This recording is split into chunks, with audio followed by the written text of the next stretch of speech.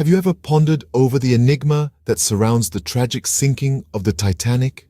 The Titanic, once known as the world's greatest ship, now lies at the bottom of the North Atlantic Ocean. Its story has fascinated and intrigued us for over a century. The magnitude of disaster, the human suffering it entailed, and the enduring mystery of its sudden and dramatic demise have all contributed to our enduring fascination. We are about to delve into the chronological unfolding of this disaster, peeling back the layers of this complex tale, piece by piece. We'll explore how such a marvel of engineering could meet such a tragic end. We'll look at the people on board, their hopes, dreams, and the harsh reality that awaited them. We'll walk through the timeline of events that led the ship's launch to its final moments. So brace yourselves as we journey back in time to the icy waters of the North Atlantic on that ill-fated night. For more detail, subscribe to VS Facts and press the bell icon. The Titanic, a marvel of engineering, was touted as the Unsinkable Ship.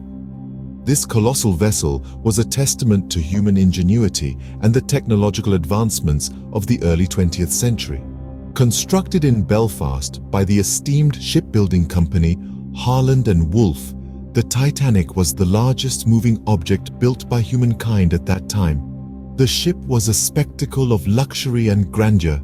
It boasted of state-of-the-art amenities, including sumptuous cabins for first-class passengers, a grand staircase, a gymnasium, swimming pool, libraries, and high-class restaurants. The Titanic was not just a ship, it was a floating palace designed to transport its passengers across the Atlantic in the lap of luxury. The hype leading up to the Titanic's maiden voyage was immense. Tickets were sought after by the rich and famous, eager to be part of this historic journey. The ship was seen as a symbol of progress, a beacon of the new century, and an embodiment of man's triumph over nature.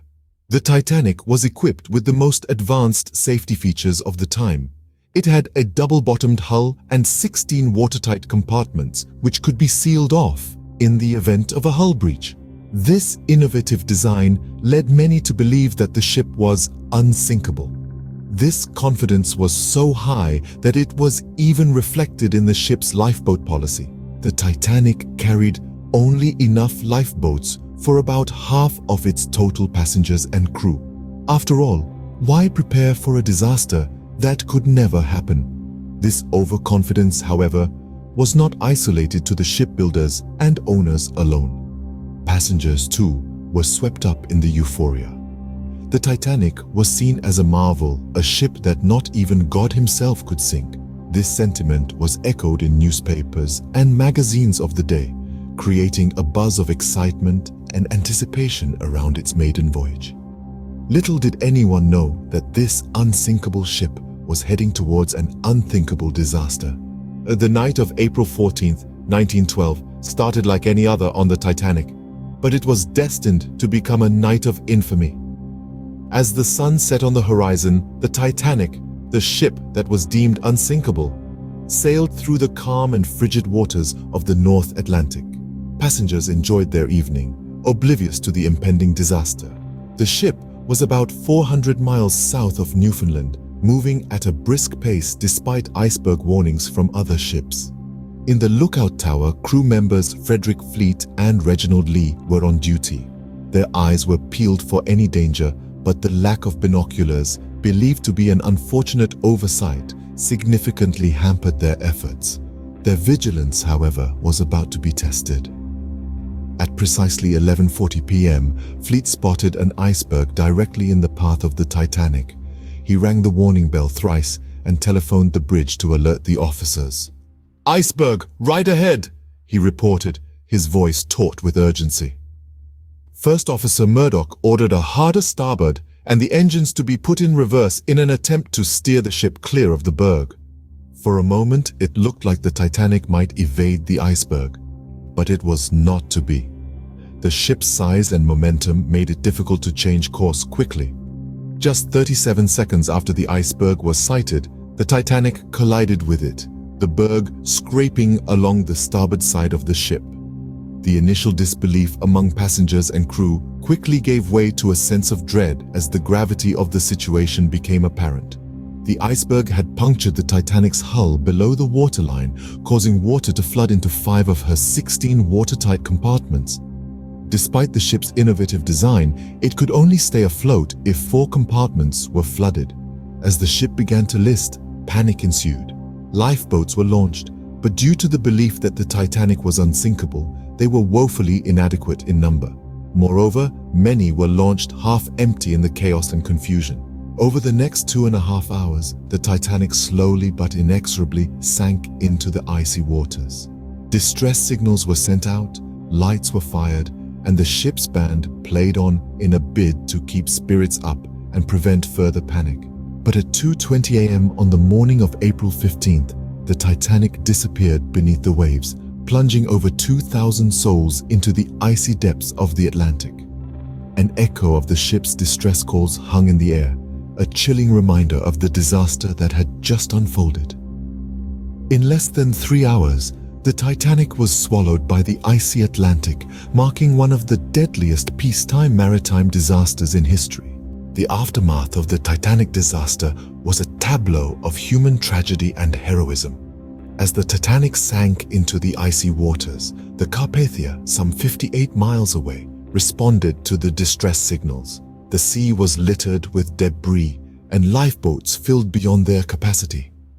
The rescue efforts were frantic and desperate, a race against the cruel, numbing cold. By the time the Carpathia arrived, it was too late for over 1,500 souls. Their lives were claimed by the unforgiving Atlantic.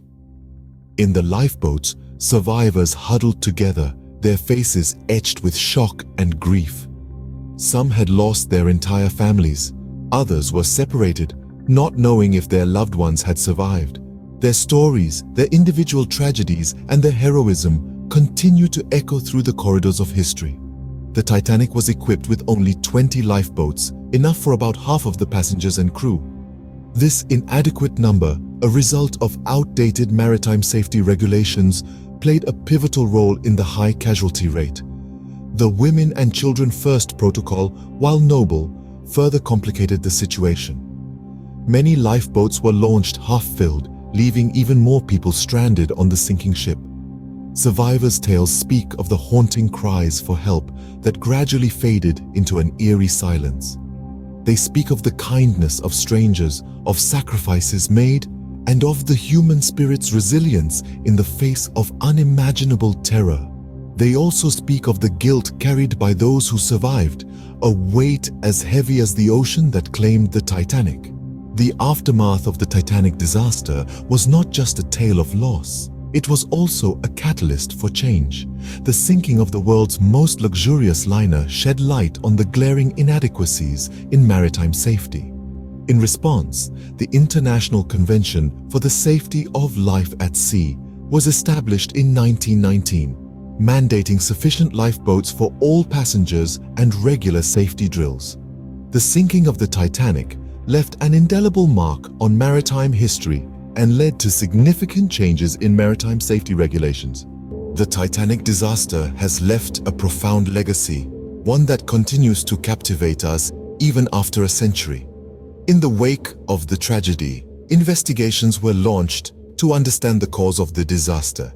These inquiries revealed several safety lapses, including an insufficient number of lifeboats, inadequate training for crew members, and a flawed radio communication system. The findings spurred major changes in maritime safety regulations, leading to the formation of the International Convention for the Safety of Life at Sea, which still governs maritime safety today. But the Titanic's legacy extends far beyond maritime regulations. The disaster made headlines across the globe, leading to a flood of media coverage that has never quite ebbed. Over the years, the Titanic has been the subject of countless books, documentaries, and films, the most famous of which is James Cameron's 1997 movie, Titanic.